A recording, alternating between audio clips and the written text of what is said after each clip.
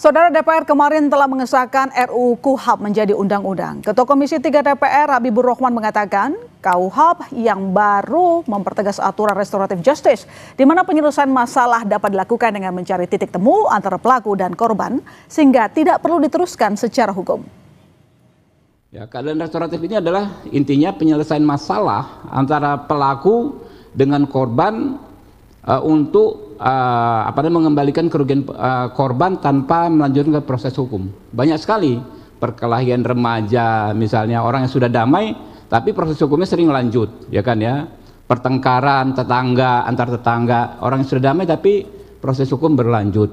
Ujaran, ya yang sekarang disebut ujaran kebencian, orang merasa dicemarkan nama baiknya, tidak dimusyawarahkan tapi prosesnya bisa berlanjut. Dengan KUHP yang baru itu ada yang namanya mekanisme restoratif justice, bisa dipertemukan pelaku dengan korban, dicari titik temunya sehingga nggak perlu lanjut ke proses hukum. Ini nilai-nilai luhur yang sejak zaman dulu sebetulnya juga sudah ada, tapi baru kita atur secara tegas dalam KUHP ini, ya. Di kesempatan lain, Ketua Komisi 3 DPR RI Habibur Rahman menyinggung kasus Roy Suryo CS. Menurut Habibur Rahman, dengan KUHP baru, kasus Roy CS bisa diselesaikan menggunakan mekanisme restoratif justice. Habibur Rahman mengungkap KUHP baru memberi ruang penyelesaian perkara lewat restoratif justice. Pelaku, korban, dan pihak terkait bisa saling berdialog untuk mencapai solusi yang adil. Menurut politisi Partai Gerindra ini, KUHP baru juga memuat aturan penahanan yang lebih objektif sehingga pihak seperti Roy Suryo CS sulit untuk ditahan. Banyak sekali orang menjadi korban KUHP Orde Baru. Lihat misalnya rombongannya kelompoknya Roy Suryo dan segala macam. Itu kan korban KUHP Orde Baru. Kenapa? Ya. Kalau menurut standar KUHP baru, Roy Suryo CS ini penanganan kasusnya bisa dengan restoratif justice. Tapi di KUHP Orde Baru itu nggak diatur. Gitu loh. Kalau menurut KUHP baru ya terhadap Roy Suryo dan kawan-kawan itu sangat sulit untuk dikenakan penahanan karena syaratnya sangat objektif. Hampir nggak mungkin ditahan, orang-orangnya jelas semua, nggak lari dan lain sebagainya. Tapi kalau menurut KUHP Orde Baru ada peluang dia ditahan sewenang-wenang. Ya, Ketua Komisi 3 DPR RI Habibur Rahman sebut dengan KUHP baru, kasus Roy Suryo bisa diselesaikan secara restoratif justice. Bagaimana peluang kasus Roy Suryo CS diselesaikan melalui restoratif justice? Kita bahas bersama Roy Suryo dan Sekjen Peradi Bersatu Ade Darmawan. Selamat malam, Mas Roy. Malam, Mbak Mesester. Selamat malam, Mas Ade. Mas Ade, ketemu lagi. Selamat malam, Mas Roy dan yang di studio. Ayo, Saba. Oke, baik. Saya ke Mas Roy kalau begitu. Okay. KUHP baru buka peluang kasus ini di restoratif justice. Anda setuju atau enggak? Ya, karena gini, sebenarnya kan restoratif justice itu kalau dulu-dulu itu hanya diupayakan lewat SKB. Surat keputusan bersama misalnya Polri, Menteri Hukum, dan kemudian atas kalau sekarang sudah ada dalam aturan dalam kitab hukum acara pidana. Jadi artinya syarat-syaratnya malah sudah jelas, tegas ya. Kalau saya setuju dan tidak tergantung ya, kan RJ itu harus kesepakatan dua belah pihak. Ya kan. Tadi juga ketika kami ya, meskipun tadi pemberitaannya itu diterima di tim reformasi percepatan kepolisian, karena kami daripada hanya duduk bengong di dalam nggak boleh ngomong, ya kami memutuskan untuk kami lebih baik WO, walk out. Tapi walk out itu bagus. Ternyata dalam kesempatan berikutnya kami ketemu dengan Prof. Jimli dan kemudian disampaikan kalau dibuka peluang misalnya untuk mediasi. Kalau menurut saya ya terserah saja, yang penting untuk bangsa ini bagus apa, toh kami sudah selesai sebenarnya. Kami itu sudah finish. Dengan terbitnya buku, Mama Sister, itu kan udahlah publik udah tahu lah gitu loh. Nah kok tiba-tiba ada yang mau mempidanakan kan gitu. Tapi saya kira terima kasih juga untuk Pak Habibur Rahman dan teman-teman di Komisi 3 ya, yang telah kemudian, soal nama saya disebut gak enak juga gitu loh. Kemarin bahwa tidak mungkin Bambang ditahan. Kalau kemarin kan dengan objektif ya gitu, dan kemudian subjektif penyidik di atas 5 tahun. Wah, ini teman-temannya Mas Adi nih, tahan rompi orange gitu kan. Kalau sekarang kan ketawa. Saya sahabatan sama beliau. Jadi artinya gini Mas Adi, kalau sekarang kan perlu dilihat, emang saya potongan melarikan diri gitu. Emang aku potongan tiba-tiba hilang ya. Kan enggak gitu loh. Kita kooperatif dipanggil juga datang gitu. Jadi kalau dari pihak Mas Roy tergantung kesepakatan, tapi dari Mas Roy oke lah dengan restoratif justice gitu Gini, lah ya. yang penting kalau tugas kami bertiga trio RRT ini kan sudah selesai. Udah terbit buku. Bentar lagi terbit buku yang kedua. Udah selesai kan. Oh kayak gitu. Kalau Mas Ade gimana kira-kira ada restoratif justice? Terkait restoratif justice, kalau untuk KUHP yang baru ya itu kan berlakunya di 2026. Ya 2 Januari.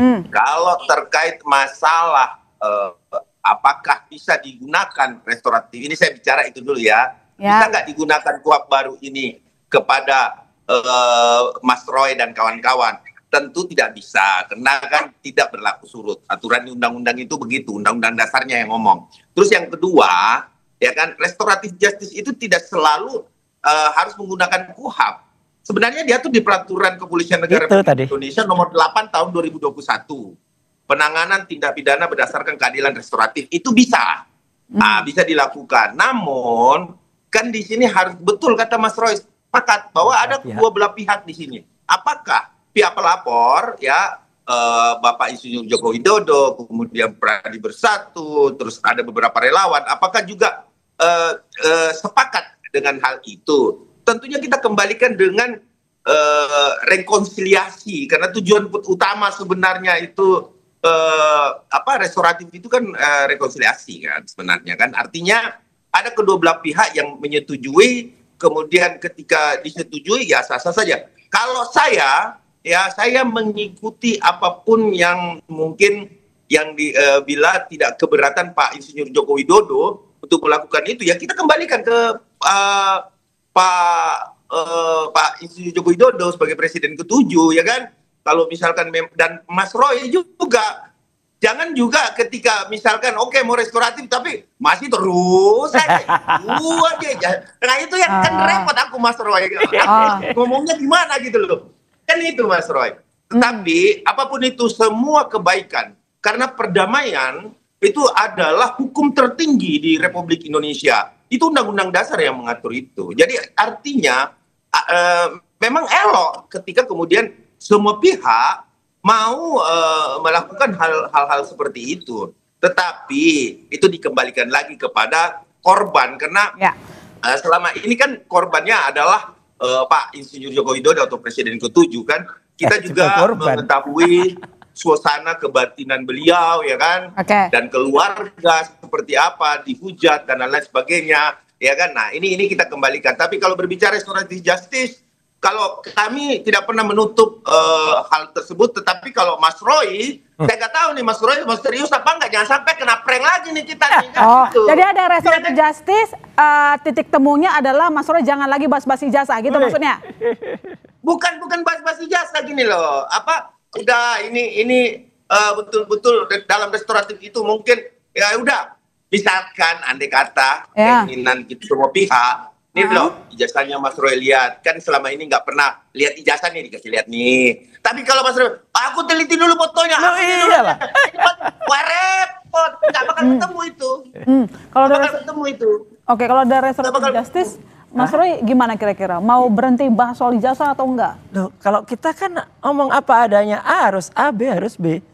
Jadi artinya dengan terbitnya buku Jokowi White Paper, kemudian sebentar lagi launching buku Gibran Black Paper, ya. Nggak berhenti berarti Mas Roy. Loh, itu berhenti begitu terbit buku kan selesai. Tergantung juga sekarang. Misalnya diteruskan, ya. Kan sudah banyak pendapat. Prof. Jimli, Prof. Mahfud, Prof. Komarudin Hidayat, ya, Pak Susno Dwaji, Prof. Henry Subiakto, itu adalah perancang undang-undang ITE loh, yang mengatakan pasal 32 dan 35 ini nggak bisa. Anu kan banyak sekali. Terus kemudian ada Prof. Toto Saksono, ada juga misalnya Pak yang dari KIP barusan, ya, Pak Rodenmus siapa itu ya, yang kemudian itu dan kemudian makin terbuka kemarin dari sidang KIP bahwa ternyata ada beberapa pihak kayak UGM dan juga KPUD Solo, itu kami sudah lihat aja, itulah lihat. Fakta-fakta kan sekarang tergelar. Tapi artinya saya secara pribadi dan secara tim ya, tim RRT dan juga tim kuasa hukum kami itu mengapresiasi upaya ini. Ya, upaya Komisi 3, dengan Ketua Pak Habibur Rahman, upaya tim reformasi percepatan Polri, tadi Pak Prof. Jimli, ada Prof. Mahfud tadi juga, yang kemudian mengupayakan mencari titik temu yang terbaik.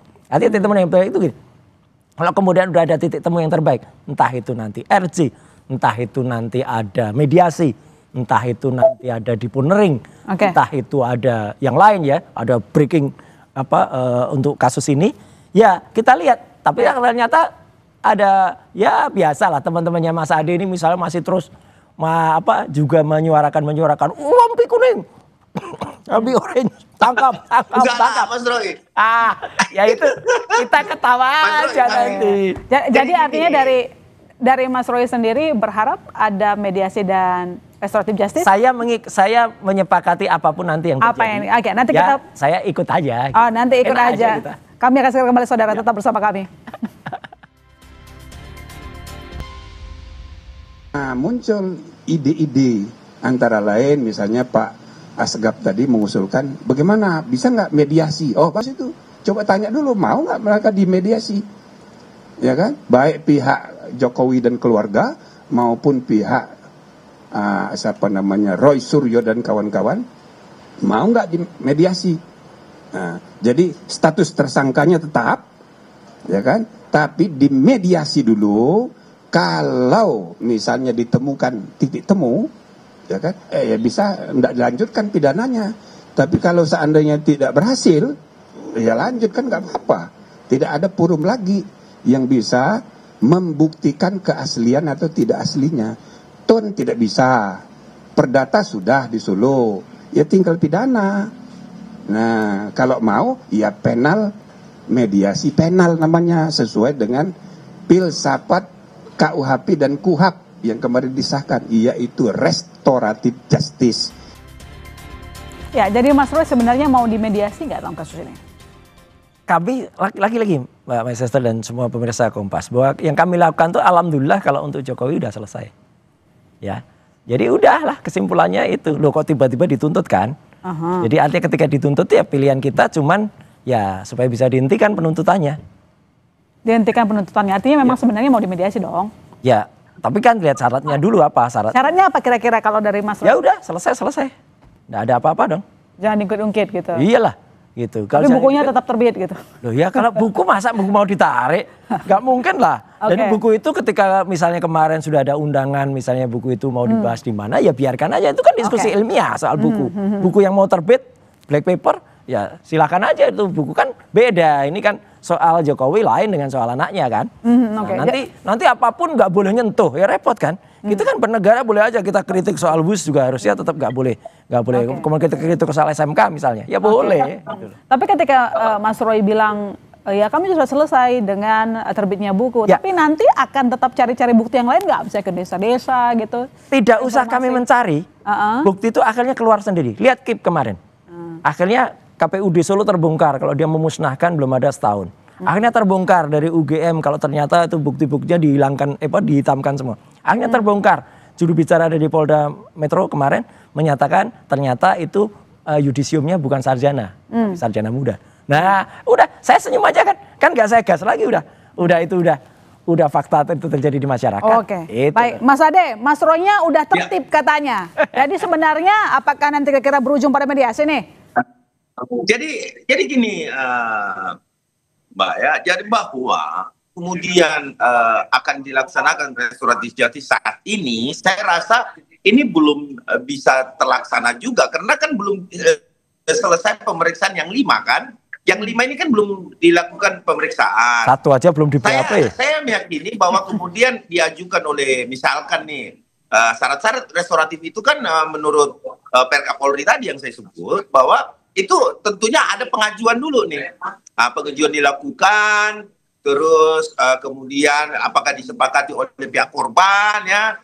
Terus kemudian setelah sepakat nih, diadakan tentunya mediasi. Nah, mediasi di dalam mediasi ini akan timbul kesepakatan. Kemudian Mas Roy tadi menyampaikan bahwa buku Jokowi White Paper tadi itu tetap terbit. Nah, kalau Jokowi White Paper itu adalah bagian dari fitnah tertulis, ya ditemukan misalkan diperiksa nih bahwa ini juga ada fitnah tertulis misalkan. Ketika kemudian Mas Roy, Nah ini nggak selesai. sudah melihat jasa, terus sudah meneliti, oh ternyata ini salah nih. Apakah masih perlu diedarkan Jokowi White Paper? Kan itu jadi pertanyaan question mark-nya tuh. Kalau bila mana ini terjadi, ini kita berandai-andai ke depan. Artinya kalau itu terjadi terus Jokowi White Paper, masa fitnah tertulisnya masih menyebar? Kan itu berarti persoalannya tidak selesai. Hadapi juga dengan buku dong. Iya, enggak Mas Roy. Maksud saya, ketika itu ada pemenuhan unsur tindak pidana, penyebaran berita secara tertulis, kan ada dua, melalui media elektronik, melalui tulisan, ya kan, melalui lisan. Artinya, pasal baru berarti. Juga Jokowi White Paper itu adalah fitnah tertulis. Ya, karena pasal baru lagi nih, ini berarti nggak mau mediasi ketahuan. Saya meyakini gini, Mas Roy. Ini saya berbicara dalam konteks hukumnya saja, Mas Roy. Ya. Artinya, ketika terpenuhi itu, Mas Roy, kita nggak bisa nafikan loh bahwa ada fitnah tertulis melalui tulisan. Ya makanya kan terbitkan buku juga, ahli-ahlinya. Saya jelaskan dulu, saya selesaikan dulu, Mas Roy. Buku lawan buku, itu keren. Saya selesaikan dulu. Bahwa kemudian ada fitnah tertulis, apakah itu toh tetap dilanjutkan? Nah, itu merupakan satu kesepakatan antara si pihak yang akan melakukan restoratif justice di situ nantinya. Nah, ketika kemudian, oke, aku lihat nih ijazah Pak Jokowi ini yang disita mana nih? Setelah dilihat, misalkan nih Mas Roy, ini keyakinannya bagaimana? Palsu. Yang tadinya mengatakan bahwa stempelnya ada di belakang, ya kan? Ada di belakang putri.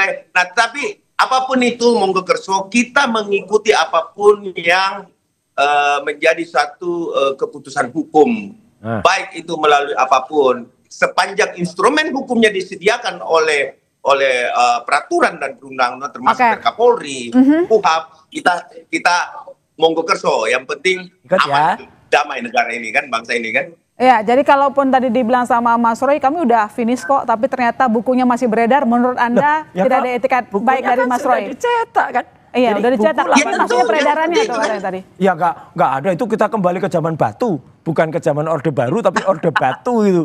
Ada buku di sweeping. Ya nggak bisa dong, Mas Roy, nggak fair. Ya enggak lah, sama lah.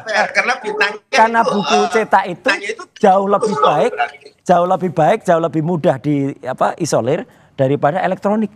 Kalau elektronik tuh ada podcast dari para termul yang masih terus menghina, wah, ada yang ya gitu.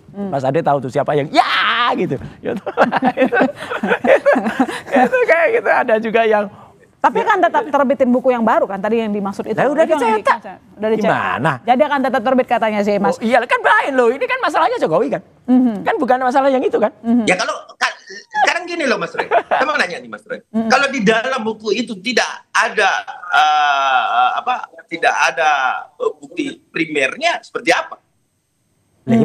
Maka mana bukti? Ya ada semua lah bukti primernya. Jelas betul skripsi juga saya berikan. Ya kan bukti primer kan analognya tuh. Analognya terus kemudian ada persetujuan. Makanya dengerin penjelasan dari Prof. Tono Saksono. Mana barang analog itu juga diperiksa pakai digital. Sekarang didengarkan dari Prof. Henry Subiakto. Itu pendapat Mas Roy. Prof. Henry Subiakto itu. Loh iya, pendapat dia yang bikin undang-undang ITE juga. Dia adalah yang ada di Kominfo. Itu kan pendapat hukum. Pendapat hukum itu berbeda dengan pelaksanaan hukumnya. Dengan pendapat hukum, nanti ada di 184. Nanti ada juga Pak Azil. Banyak lah. Adu hukum dengan hukum, adu buku dengan buku, adu teknis dengan teknis, ya. Kita tunggu saja nanti. Yang penting itu. Ya, jadi kira-kira kalau kita menunggu Mas Roy. Semoga saling nunggu. Ini saling nunggu nih berdua. Saling nunggu ya, sambil nyata. Saling nunggu sambil nyata. Sambil ngopi. Sambil ngopi nggak tuh? Jadi Mas Roy, soal upaya restoratif justice ini sudah dibahas belum sama teman-teman yang lain? Ya, kita juga nunggu niat baik ya. Dari tadi kemarin kan sudah disampaikan oleh di Komisi 3 ya. Kemudian kemudian kita juga tadi juga mendengar langsung dari Prof. Jimli. Bukan hanya ketika dia loh. Kami bertemu langsung juga dengan Prof. Jimli tadi ya. Kami bertiga. Kemudian diberikan banyak saran, diberikan juga apa yang harus kami lakukan. Ya udah, kita ikuti aja gitu loh. Artinya proses ini dengan baik karena kami tetap pada standing point yang kami tulis itu adalah untuk ilmu pengetahuan, untuk masyarakat, dan kalau buku itu ya itulah karya ilmiah. Kalau memang ada yang nggak setuju dengan buku ya silahkan kita tunggu bukunya. Oke, baik. Terima kasih Mas Roy, terima kasih Mas Ade telah bergabung di Sapa Indonesia. Tunggu ngopinya ya Mas Ade, itu janji tuh katanya. Oke. Terima kasih Mas Roy. Siap, ayo. Ya.